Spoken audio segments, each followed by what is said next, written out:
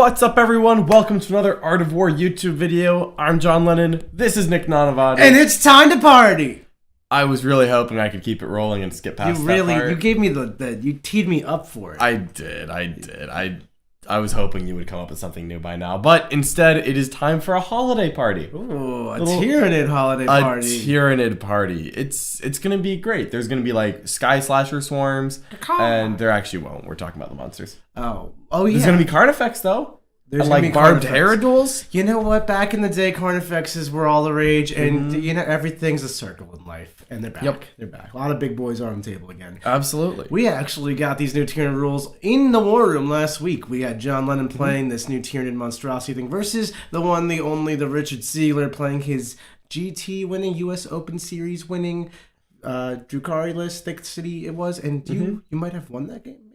Maybe. I mean, you'd have to watch the game to find out. Wow. But it's definitely a close one. Well, where can you watch that game? You can find that on the War Room. It's on our website, theartofwar40k.com. Along with all this other coaching content, a really awesome community, pros and cons, know thy enemy, strategy sessions, all that good stuff. All the good stuff. Just go over there.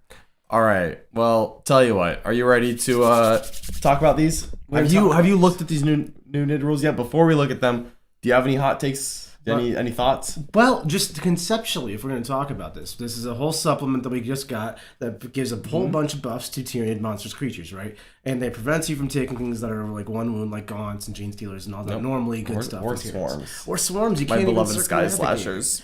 So my initial thought, just right off the bat, is that this, it doesn't matter how awesome you make these monsters. There's still going to be giant monsters that struggle to deal with terrain, struggle to deal with enemy screens, might not be able to get in combat with the right things at the right times, and just generally aren't good at playing the mission. So I'm going to go into it with a kind of a skeptical eye because of that. But I'm willing to be proved wrong here, John.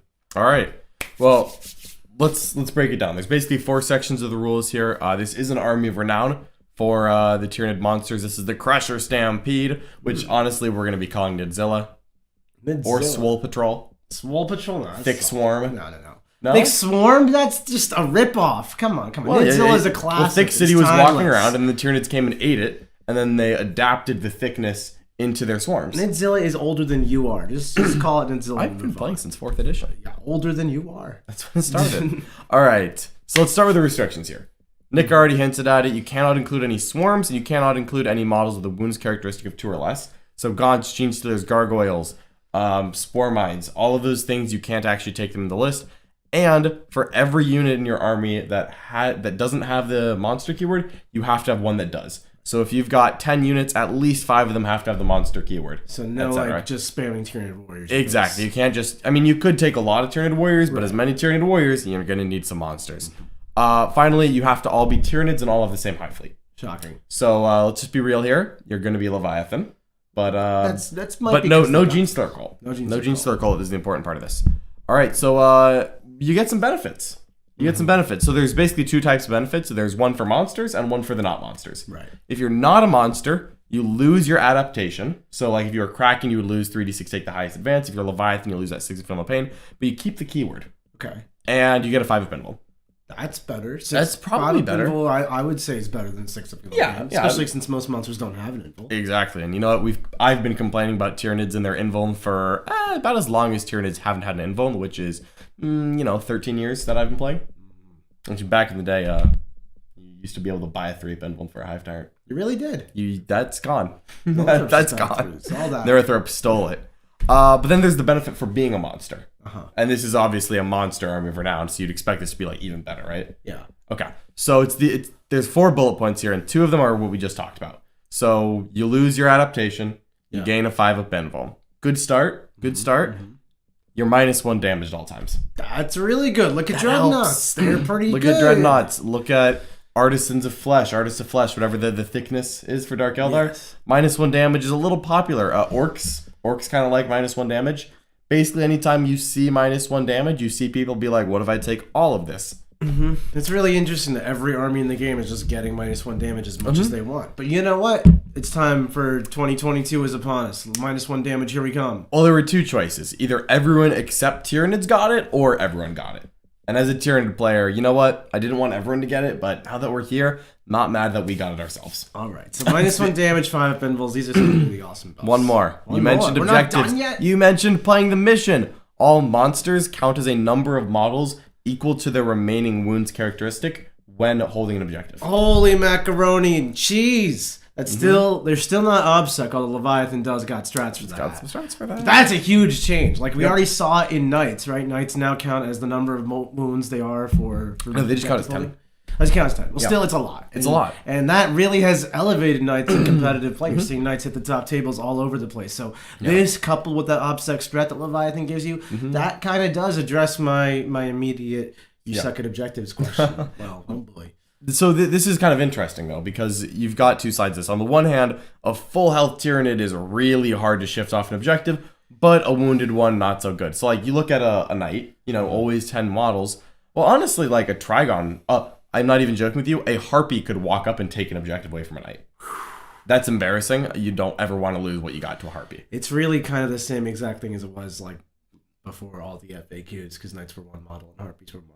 So it's a contested. No, because now I'm 12 and they're 10. So now I hold it. Good for you. I want to hold these objectives. You can hold. But when they're wounded, obviously you got some problems. So late game, a 1 wound monster, it's not standing up that well to a 1 wound Knight when it comes to who's got an objective. Still, really nice buff. Actually, the counting as models is actually my favorite part of this so far. So just for the rules you get, that one has been the most impactful my first game. I said, you can make these things as awesome as you want. More damage, minus damage, 5 up invulns, whatever. It's still not mobile and still not good at the mission. And this directly helps with the main problem with that. Absolutely.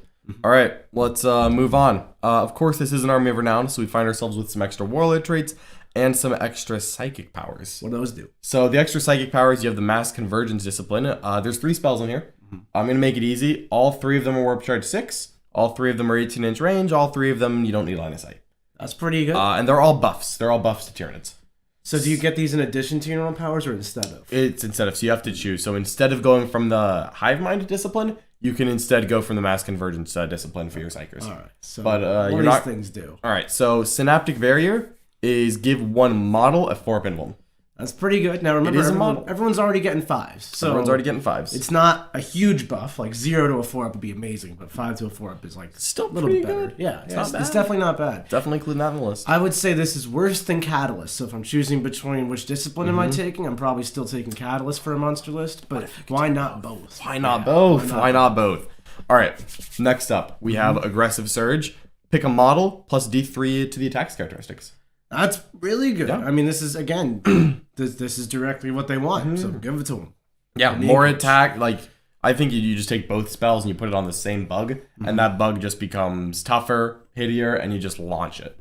Yeah, it really depends. I mean, one might be doing offense, one might be doing defense. But you can choose every turn. Choose every turn. There you go. Third one is Infused Energies, and you pick a unit. This is the only one that's not unit. I'm sorry, that's not model. It is unit.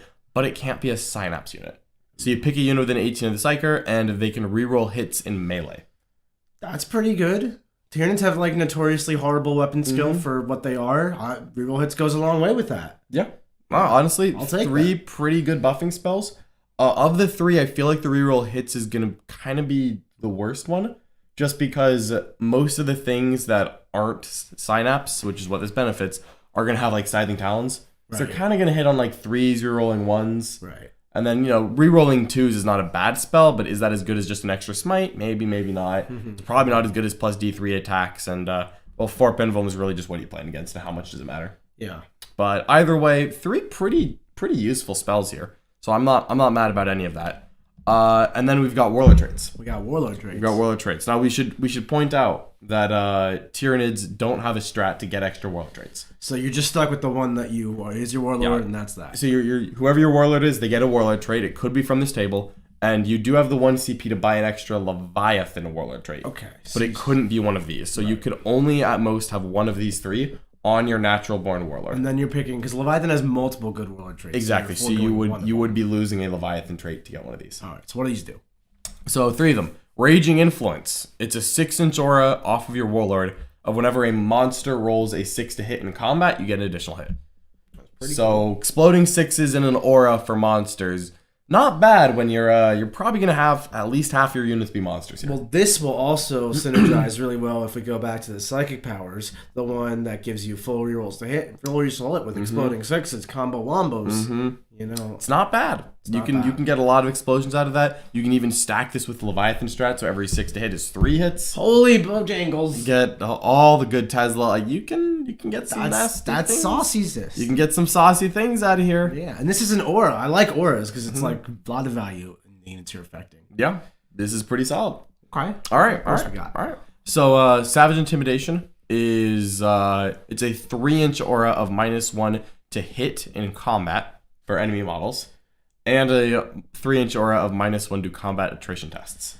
All right, this one I've played a lot of Slanish demons in my life, and they have a very similar warlord trait. And you would think on like you put it on a Keeper's Secrets, which isn't too far. No, yeah, I'm sure that'll be great, right? You know, you just go in there, everything's -1 to hit. It's totally great. It just doesn't materialize into anything useful. No. It's just not that great. Because they're gonna shoot that guy. They're gonna shoot that guy. They're not gonna fight that guy. It's No. 3 inches. Anything important, certainly not gonna fight that guy. Yeah. It's too easy to just. I mean, most people when they're charging are already like, hey, let me be 3 inches away from this character. They're not going to change their mind just because I also took a warlord trait. Yeah, honestly, there's a lot of opportunity cost with taking one of these Crusher Stampede warlord traits because the Leviathan ones are great, and even Raging Influence, which you just went over, is pretty good too. So this one, you're leaving this one at home. Yeah, 100%. This one just doesn't make the cut. The last one here, Rampaging Beast.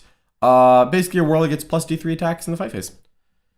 See, I like that, but I don't think that's good enough. I like warlord traits that buff and synergize and really elevate my army. Just making my one monster better, like I feel like he can only impact so much at a time.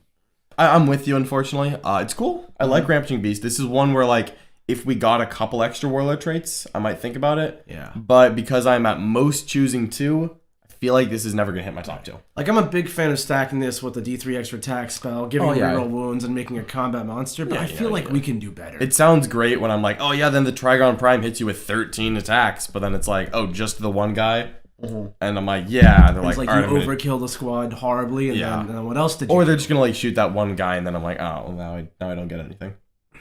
Yeah. The one. Yeah, it's cool. It is not a bad warlord trait, but again, we're picking between we're picking 2 out of like 7 or 8 good ones. So I think it's not the top 2.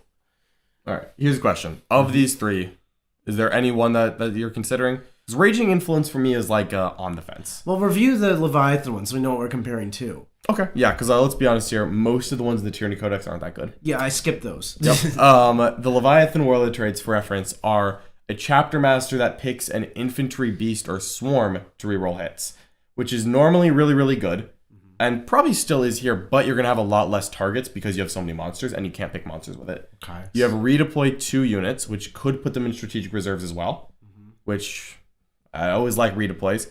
And then they have what we call the Pokeball one, where you get to pick one of the High Fleet warlord traits from the Tyranid Codex every turn. And the ones I typically like from the High Fleet warlord traits are Kraken for, I believe it is fallback and charge, or am I getting confused here? You're getting confused. It's Kraken is an always fights first. Always fights first. That's what it is. Then Jormungandr is that aura of ignore cover, which isn't bad.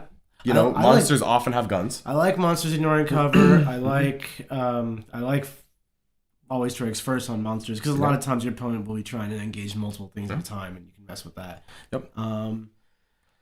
I think I would pick. I would leave the chapter master at home, honestly, because like you said, this army is all monsters, and the thing doesn't work on the reroll hits. Doesn't work on monsters. Yeah. Then I would probably leave redeploy at home, although I do like it. But I don't know. Do you need to redeploy monsters that much? Do you kind of just where you're gonna put them where you put them? No. Maybe. What are you thinking? I honestly, I actually still take both. Oh, well, you're the Tyranid dude, so why don't you tell me? So I like it because you'll notice that all those limits we were talking about, none of that applied to Hive Guard. So I'm still gonna have a unit of Hive Guard in the army, and that's something that can get chapter master. Never mind. Yeah. I forgot Hive Guard. Because, they're not monsters, and we're talking about monsters. Everything in here is monsters. Only half the things in here have to be monsters. Only half the things. Hive Guard. Always there. Never forget them. Never forget the Hive Guard. I mean, I know you don't like Hive Guard very much. You don't think they're particularly good. I think Hive Guard are awful. Yep. But I like Hive Guard. Yeah. And I'm going to keep taking them. And I actually still do like the redeploy. I never like to be overconfident about how tough I am. Because the one time I deploy on the line, like, I can take it, like one last chicken is going to do 12 damage to me. And I'm just going to be there like, oh, man. Every time. Yeah. So I like the redeploy. I just like being conservative. Also, if I ever want to put something like monsters in reserves, they're high power level. It costs a lot of CP, or the Warlord Trait can do it for free.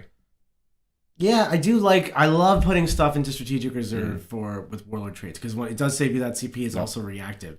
I'm just thinking, like, what do you want to put into strategic reserves in this army? Like, Tyranid warriors to go get, like, retrieve data and engage? That seems really weird.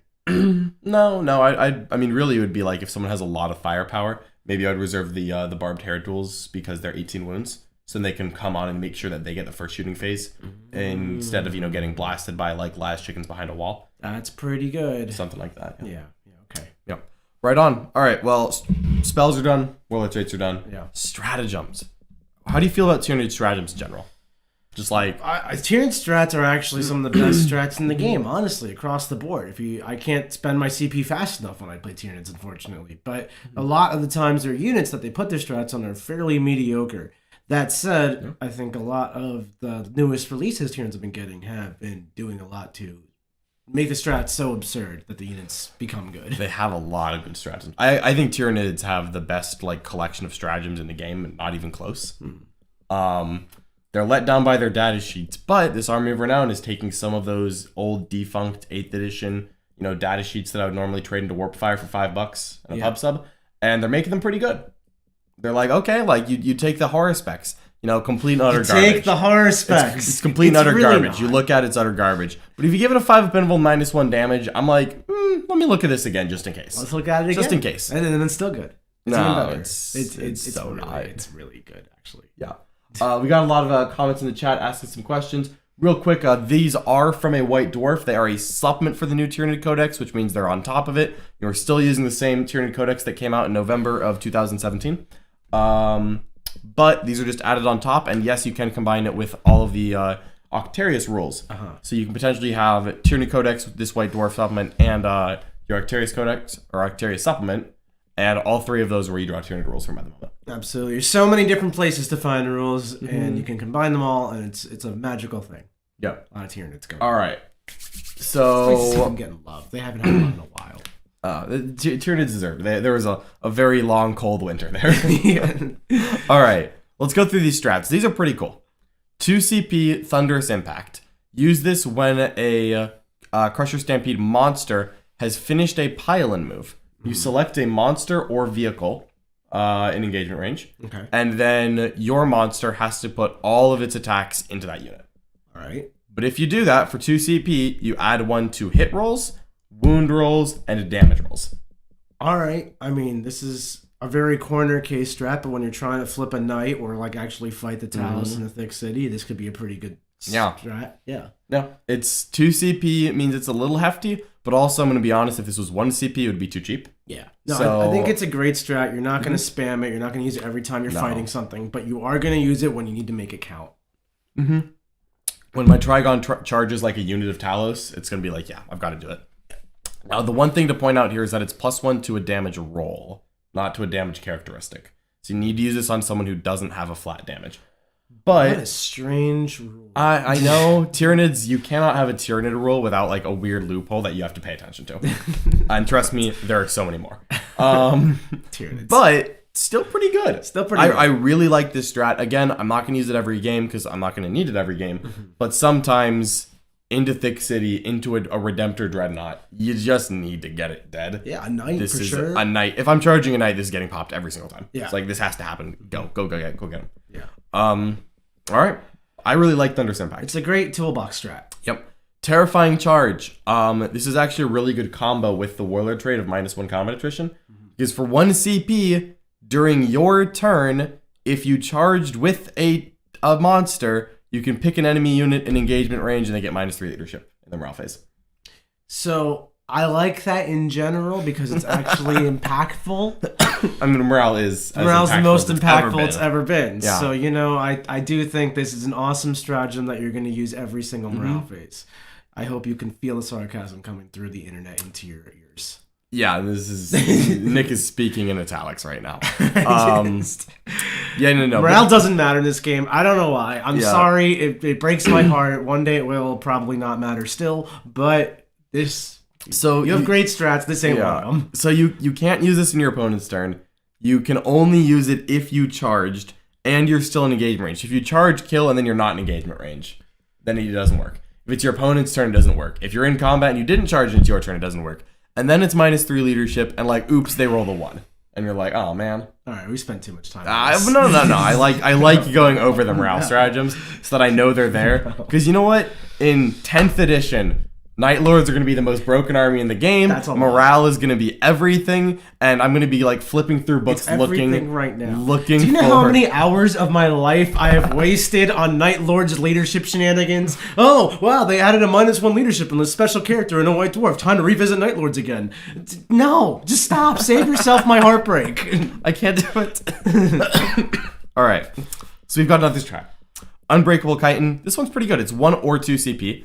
And it's for any unit, not necessarily monsters. So when you're targeted by an attack, until the end of the phase, you get transhuman. So the 1 to 3 wound roll automatically fails, irregardless of any modifiers or effects that an ability or weapon may have, blah, blah, blah. So if it contains 5 or more models, or it is a monster with a wound characteristic of 10 or more, it costs 2 CP, otherwise it's 1. If you use it on a 4-man or 3-man squad of warriors, it costs 1 CP. If you use it on like a Carnifex, it costs 1 CP. Otherwise it's 2. 2 CP transhuman. I really don't think I would spend this often. No. Like really, maybe like if Swarm Lord was getting attacked and he's very important to my plan and I don't want him to take any damage or, keep it to the absolute minimum. I could see if it's like a critical thing that just needs to live, but I'm not relying on the strat to keep me alive because your opponent could just roll force. And then I'm not eager to spend CP without guaranteed value. And 2 CP is hefty. So I think this is a fine strat to remember you have in a moment, but not something you're spamming at. If I played this at like a 6-round GT, I would be really surprised if I didn't use this once, and I'd be really surprised if I used it more than once. Like, there's going to be that one time where the Salamander Eradicators line up your Hive Tyrant, and you're like, okay, maybe just this one time. That's when it's important to remember it. Yeah, but then like the rest of the time, I'm like, yeah, this is okay. Yeah. All right, Death Surge, 2 CP. This one's actually really fun. So when a Crusher Stampede monster, excluding a character, is destroyed in the fight phase, do not remove that model. It can fight after the attacking model's unit is finished making attacks. And when you do so, you're considered to have your full wounds remaining for your profile.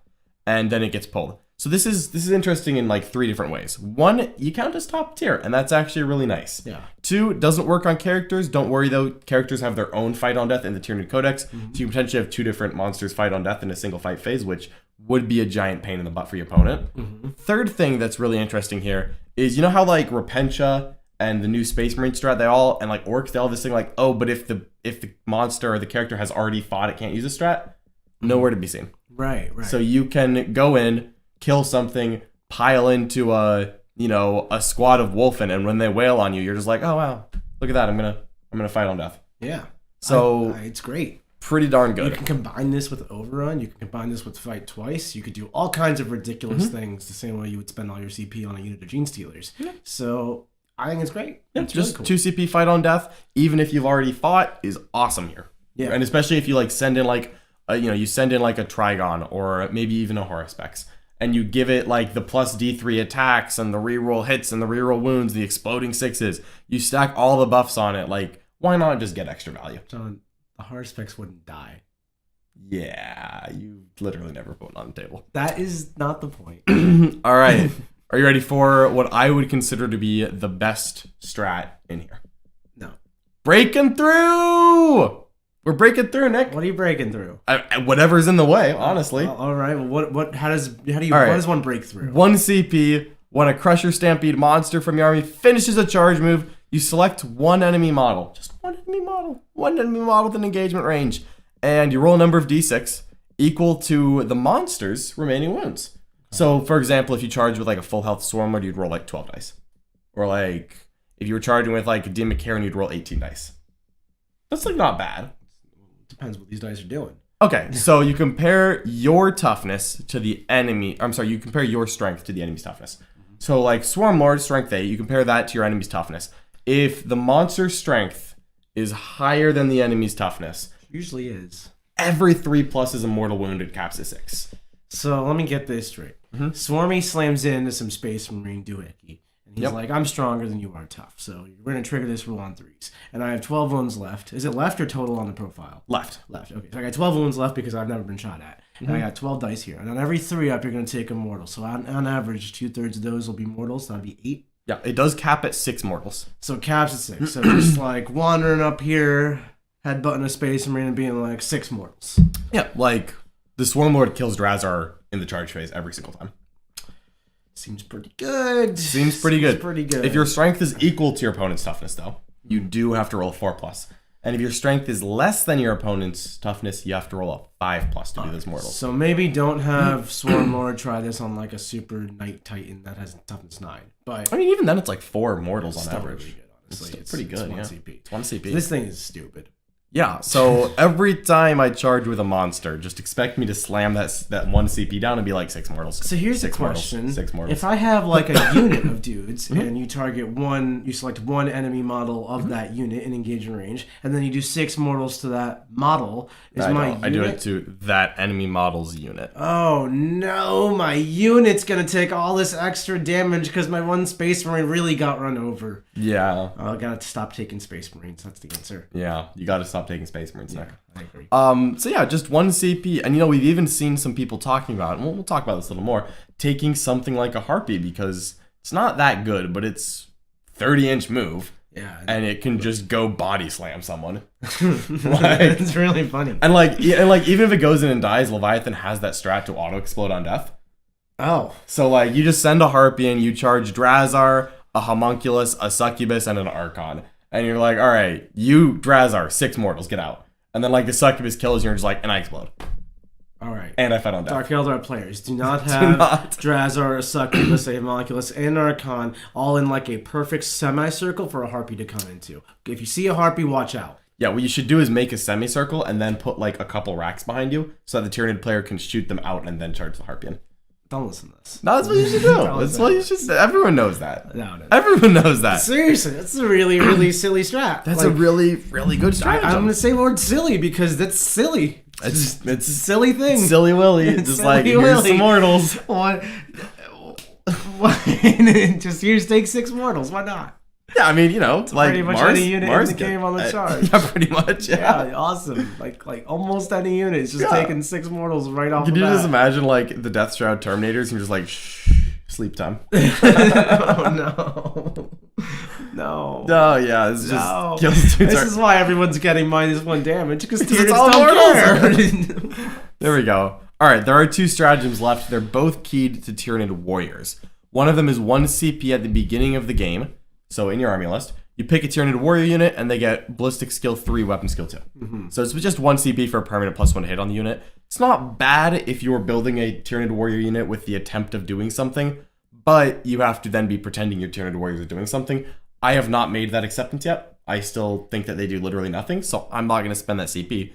But if I did build the 1 9-mana that ignored AP 1 and 2, had a 5-up invuln, I can transhuman it, I can -1 damage it. You can spend your You CP. can spend so many CP on this Tyranid warrior unit. Make them shoot twice. Why not, right? However, if someone tags that Tyranid warrior unit, you do need a backup plan. That's true. Which is why you have enhanced brain functions. For 1 CP on a 5-man unit, or 2 CP on a bigger unit, your Tyranid warriors gain the big gun never tire rule, which lets vehicles shoot into combat. The downside of this is that the best Tyranid warrior guns are blast. Are we gonna? You said vehicles shouldn't come. I'm assuming vehicles and Tyranid warriors. And Tyranid warriors. Okay.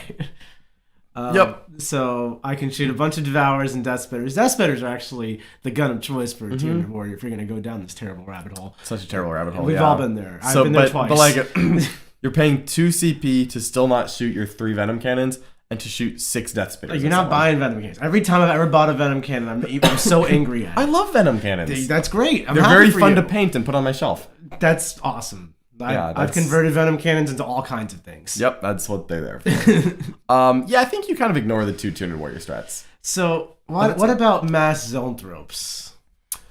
They fit in this army. You're allowed to take those. They do, but they don't get any benefits. You just lose your adaptation. The 5-up invuln doesn't help much.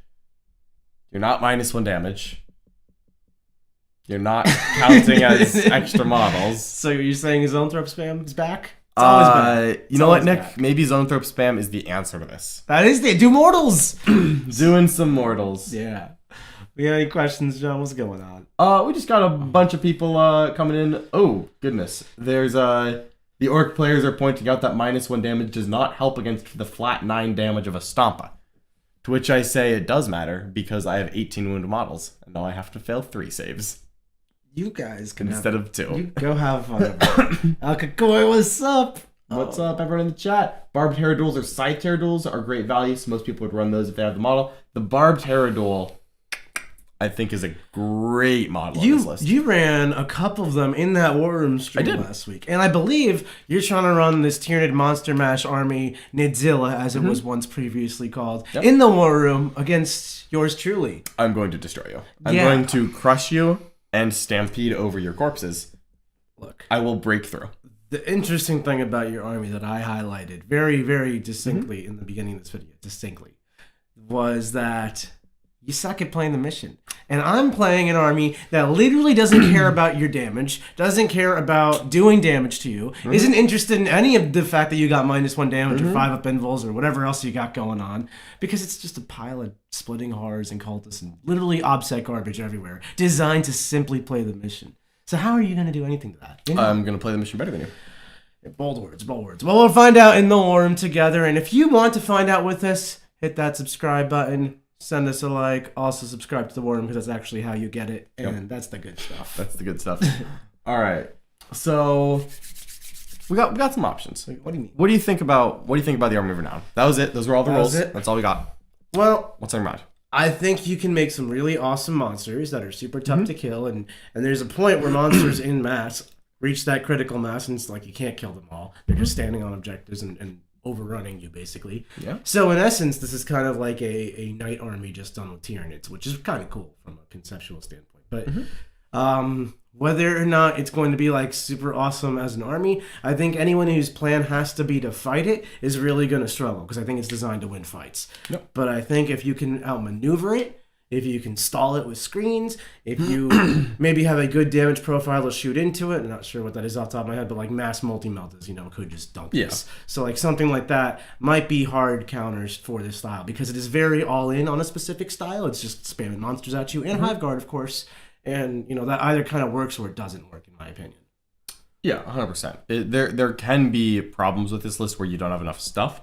The list that I wrote and the one that I'm playing tonight in the War Room has 22 models in it, which I used to have units of Gaunts with more models than that in my old list. So like 1 unit. I have 3 units in my army that have more models than your entire army. And at the end of the game, you'll have 0.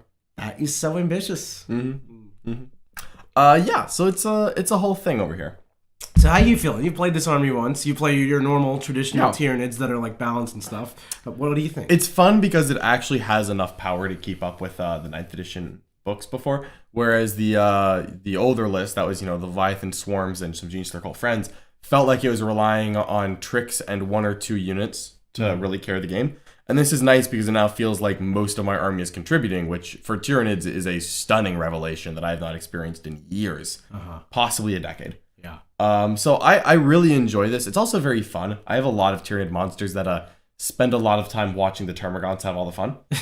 And it's nice to kind of get them off, blow some dust off. I literally had to dust a Trigon off. Yeah. Like I looked at it, I was about to prime it, and I'm like, hold on, this guy is literally just covered in dust. Covered in all aspects. All is dust? All the dust. All is dust. And so I dusted off a Trigon, started painting it, and you know what? Great fun. Yeah, I do. I think that this is really fun. I think that these rules are really, really strong, but they are bolted onto some of the worst parts of Tyranids and onto models and units that are not traditionally good at playing the game. So a buff there is very impactful, but it's not as broken as if these rules were put on something else. Yeah, I think this is taking some really forgotten about, never before seen, haven't hit the table in a long time Tyranid units and made them really viable, actually truly viable. So it opens up a whole new build style for Tyranids, which is great. It's a different play style introduced to the game, which is cool because that just shakes up the meta. 100%. I like it. I think it's a fun, cool archetype that I'm glad they didn't forget about. I'm glad it's back. I think if you like took all of these rules and put them on Keepers of Secrets, you would have like an S tier army. Nah, keepers suck. They're better than. They don't have armor, John. Like, They're better than zero. Carnifex. I don't think so. That's not. Okay, you're not taking Carnifex. I agree. I'm. That's not the point. John said in context. Here we are. All right. No. Anyways, I think that these rules are really good. They work for Tyranids because the Tyranid units that benefit most are kind of bad. The stratagem overload is actually a real problem for this list, where I had a problem where I had one battalion. I minimized the extra relics I was buying. I did go overload on adaptations. And so I managed to start at 9 CP with the Tyranid list. And I did not have enough CP to double tap Hiveguard at any point in that game. And I was like, wow. Like, is this Hiveguard unit that I literally never double tap actually good? Maybe. I mean, same reason we're not really valuing warriors is because, you could make them cool, but at the cost of all your CP, which is an enormous opportunity cost. Yes. Maybe Hiveguard not worth it because either the warlord traits, then you have to take the Hiveguard, you double shoot. It's interesting because, we're basically now looking at 3 different sources from the Tyranid Codex where it's like, this isn't that good, but the strats are really nice and that gives it some power. And now it's like, am I putting too much of the load on the back of my stratagems when I cannot start the game with more than 12 CP? It also makes you vulnerable to the very few archaic things in the game that can limit your ability to spend CP. Like a Calidus would be so bad. A Calidus would be really annoying. Vex, the stratagem, Agents of Vex, which is not uncommon at all, but people have to remember to use it. And they never do. They never do. I do. And then there's Plan Generations in the making because Gene Star called it a competitively relevant faction. Somehow, yes, actually. Hey, they won a major last week. Who did that? Me. Oh wow! Yay! Tons of people talking about here. Oh, talking about the Tyranids. Has John finally come around on the Harpy? Luke McCarthy, I have not come around on the Harpy yet. I'm gonna play one more game, I think, with the list I have, and I do actually have 2 Harpies. If you put the Harpy on the table against me, I'm not gonna make the semicircle for you. I'm just letting you know. All right, folks. So I'm actually going to change my list and put in 2 Harpies and force Nick to make a semicircle tonight. We're going to do it. I have 2 of them in that box. I don't think I've played a game with them since 6th edition. He's talking out of his buttocks right now.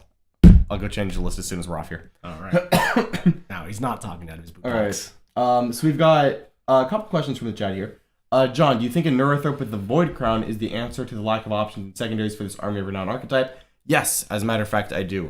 Christian, I actually used the Void Crown in my list, and I used that against Richard in the Worm. And the Void Crown is a relic that lets the Psyker who has it know 1 additional power from the Hive Mind discipline, which is cool because I let a Neurothrope get the Mass Convergence spell and Catalyst. It also lets them cast an additional spell even if they've attempted an action. Wow. So, and if you roll a 9 on your test, it can't be denied in any way. Neato burritos. This guy can do so much for you. Yep. Like a lot for you. And he rerolls 1s because he rerolls 1s, yeah. So I had a Neurothrope, I took Mental Interrogation, and I zoomed up, and I started interrogating Richard's Succubus, and then his Succubus started running towards me, and then I zoomed back while continuing to interrogate the Succubus, and that was it. I was just like, all right, what a great guy. I'm just going to cast 5 times. I'll spoil this part. Got a clean 15 points on Mental Interrogation, and I cast 5 other spells while I was doing it. That's pretty cool. It was kind of nice. Richard did not have any Deny the Witches, so the unmodified 9s didn't come up. But getting a clean 15 on Mental Interrogation, I think I'll rely on it being a 9 to 12, but when it's a 15, even better. Was really nice. Spite, it would have helped. Nah, I would have killed it. No. Would have helped. So really liked the Neurothrope with Void Crown there. I actually dropped the CP Regen Relic to get Void Crown in just to make that secondary play a little easier because I don't have a ton of infantry for rods or something similar. And that is a little dangerous. So, moving on. Best list for Will, talking about the Neurothrope, Swarmlord, Flyrant with the Bone Sabers to ignore Invulns, Lictors, Harpies, 2 Democarons, and a Herodule. That is spicy meatballs. I actually cut the -1 to hit for the Malanthrop because with the big monsters, I really don't want to keep them all together. Yeah. They need to be doing their independent things. They need to be doing their independent things, and I just can't cluster them up enough to really benefit. So I actually ended up cutting the -1 to hit auras. I'm also a lot tougher in -1 damage, so I'm a little bit less afraid of an Alpha Strike from something like Squigwuggies, where the -1 to hit was really valuable. So I'm hoping that I'll be okay there. We'll continue to test and see how that works out. Would you ever consider this Army of Renown over a more balanced Tyranid list? This seems to really limit your objective play since the whole army is easily screenable. I really want to get some more play in here, and I think it'll actually depend on the missions we're playing. So I think in tonight's game, we're going to be using the new secondaries that Games Workshop has previewed on some of their past streams, just to kind of keep that hype train rolling. But if I were forced to use the old Retrieve Octarius data, I may actually like this list better because I can take lictors and like cheap units that fit in this Army of Renown and get good points on Rod and other secondaries. Whereas I think the biggest trouble with this army is it plays primary pretty well. Mm-hmm. Secondaries, I feel like I'm kind of pigeonholed into Stranglehold, Raise the Banners, and To the Last. Right. Because I don't generate kills all the time to want to take grind. You're gonna miss it on certain turns. Yeah. I don't have enough cheap units to really comfortably get engaged. Can you and I raise can't really banners action. well? The Warriors raise banners. The Neurothrope can raise banner. And the Hive Guard can raise banners. Yeah. So I've got 5 units that can raise banners, and I kind of want the Warriors on OPSEC duty anyways. Yeah. And I feel like it's also really hard to shoot Warriors when they're just big chunky monster. But not gonna shoot anything in our game. Like not anything. Not gonna fire a gun? Why would I shake on this? All right. Like what Like what a coward. benefit would I have? Like a coward. But no, the plan is not to do any damage with shooting. Certainly not. I have a bunch of horrors and cultists. Yeah, I agree, Caleb. You would theoretically approach this army the same way you would approach Knights. I think this army does secondaries a little better than Knights because it has raised the banners. And I think that this list is just trying to do the Knight life a little bit better. Yeah, it feels very Tyranid Knight-like, and I like that. Tyranids. I like that name. Tyranids. Although it's not Nidzilla. That's classic. Yeah. Can this army overcome its seeming weakness to high mortal wound output from shooting and assault?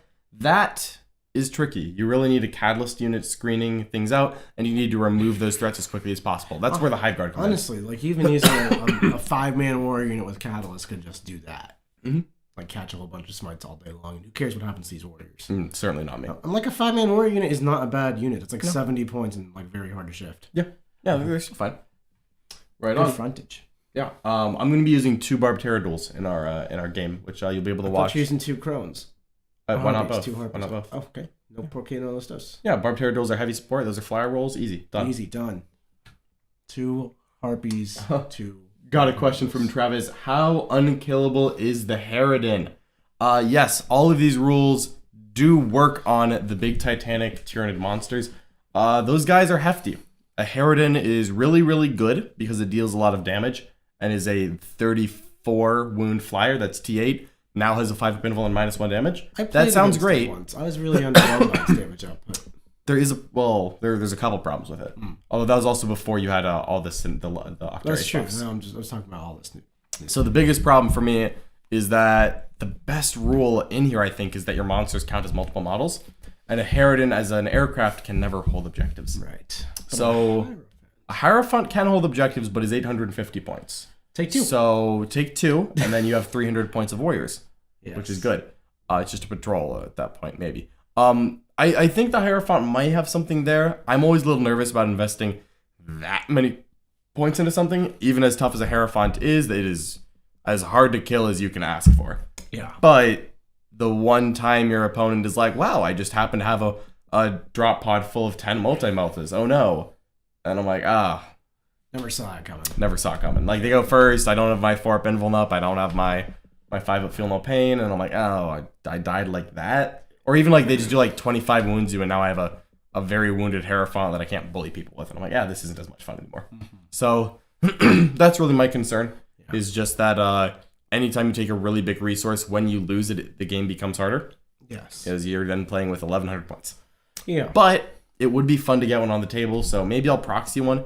Just try it in a test game to see how it works. I actually like the Hierophant more because it can be deployed in Dawn of War, but I'm still not convinced that it will be the best way to play it. It does, however, look like a very fun way to play this, so worth a try. For sure. All right. Dun dun dun. Would 3 times Barbed Heradules work in this list? Honestly, the Barbed Heradule I think is just really good value. The -1 damage and all of the Synaptic Link abilities that have recently come in are really great here. The Warrior Synaptic Link for +1 to hit on a Barbed Heradule is just fantastic. And you just couple that with being 18 models on an objective at T8 2-up armor, -1 damage, 5-up invuln. Just a really good platform. So I think I like 2 just because I don't really like taking 3 of anything expensive. But if I owned a third one, I would be tempted to put it on the table. I'm going to play this army. I'm going to run 19 Carnifexes. Heck yeah, you can run exactly 19. Yeah, that's why I said it. Yeah, you can do it. I believe in you, Nick. Old one eye!